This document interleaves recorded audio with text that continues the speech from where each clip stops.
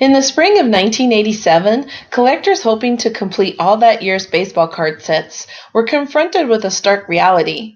You couldn't find any 1987 Donruss or Fleer cards anywhere. The perception of scarcity plagued these cards for years, but in the mid-1990s, we knew the truth. There was plenty to go around, and then some. But while 1987 Donruss never climbed through the stratosphere from the value standpoint, that doesn't mean they're worthless. In fact, a handful of the black bordered classics still trade for decent prices on a regular basis. What follows is a list of the 10 most valuable 1987 Donruss baseball cards, as listed in the PSA Sports Market Report SMR, or as culled by eBay sales. Let's dig in. Bo Jackson rated rookie, number 35. In the mid to late 1980s, there were few hotter athletes in the hobby than Bo Jackson.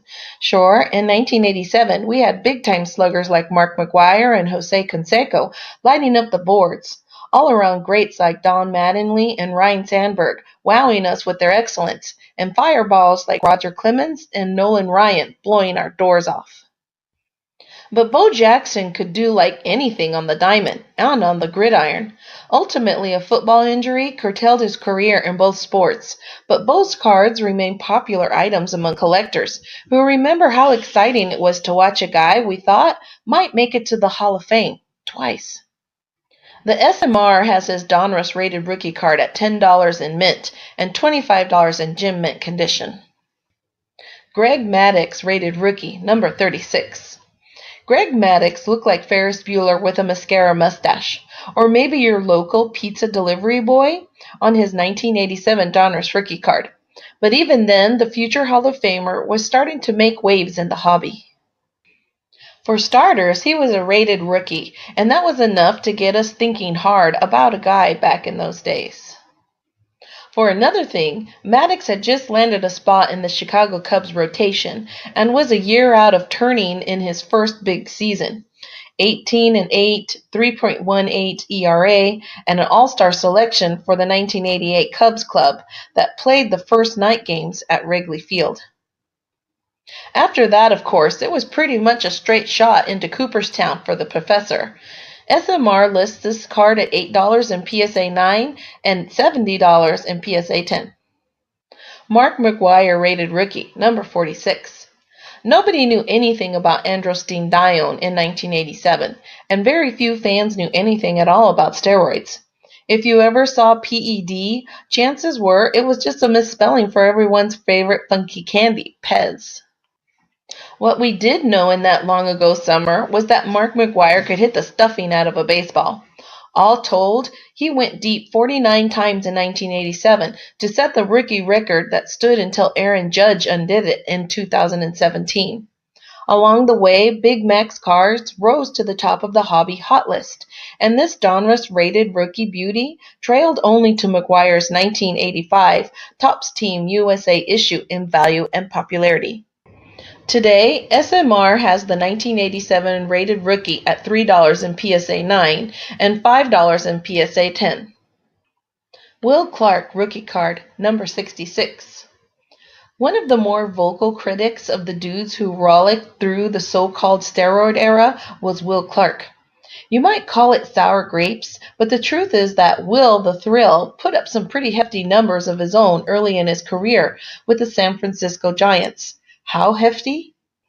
Try 35 home runs in 1987, plus 29 in 1988, and 23 in 1989, with all the bells and whistles that include lots of walks, climbing RBI totals, and one of the most beautiful lefty swings of the era.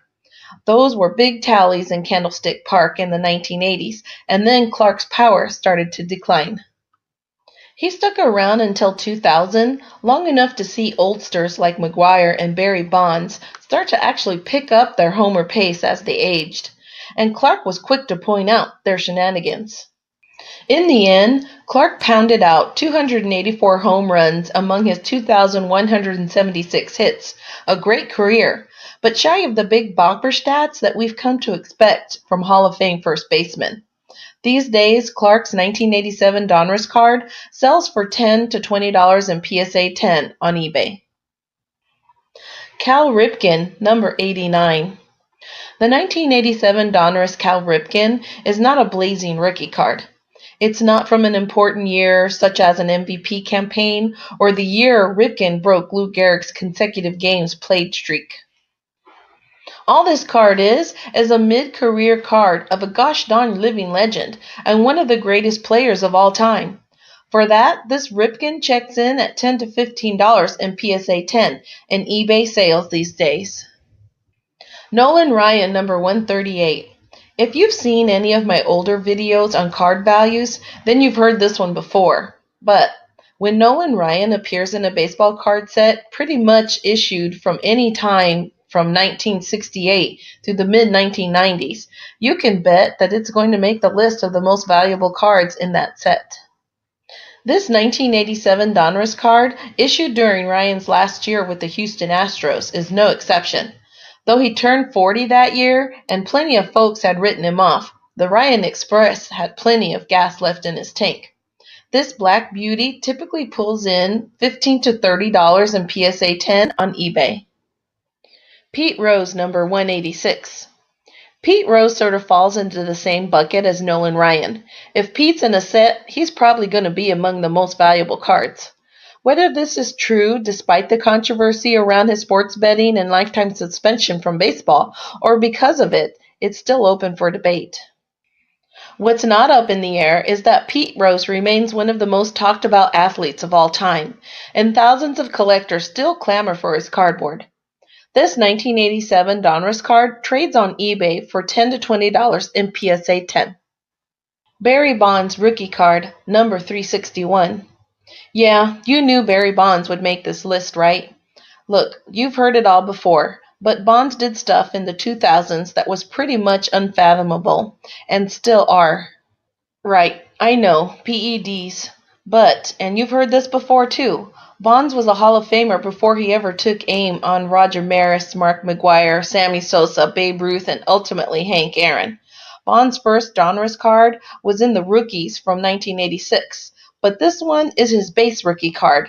The SMR has it at $3 in PSA 9 and $8 in PSA 10. Barry Larkin rookie card, number 492. Barry Larkin came to the Cincinnati Reds among a flurry of young players who were going to lead Cincy to a string of World Series titles. Eric Davis, Cal Daniels, Tom Browning, Kirk Stillwell, Jeff Treadway, Paul O'Neill, and on and on. They would bring glory back to the riverfront and ride into Cooperstown together. That never really panned out, but Lark sure did, collecting more than 2,300 hits in his 19-year career, spent entirely with the Reds. Oh, and the 1995 National League MVP award. And the Reds won the 1990 Fall Classic with Larkin at shortstop. Oh, and Larkin made the Hall of Fame cut in 2012. So what does a 1987 Donruss rookie card with that kind of pedigree behind it bring in these days? According to SMR, it fetches $2 in PSA 9 and $5 in PSA 10. Roberto Clemente puzzle card, number 612. Donruss cards didn't come with bubblegum. They came with puzzle cards. As in, each wax pack had 3 pieces of a puzzle, and if you collected enough pieces, you could put the whole thing together and see a Paris steel rendering of a baseball great. And they don't come a whole lot greater than 1987 subject, Roberto Clemente, whose legend and hobby sway seem to grow with each passing year. But you don't have to collect all the puzzle pieces to get a gander of the full Clemente painting from 1987. All you have to do was score a card, number 612. Today, graded copies of PSA 10 of the Pittsburgh Pirates Superstar Hall of Famer sell on eBay in the $20 to $30 range. Like our video? Then like our video and subscribe to our channel, waxpackgods.com.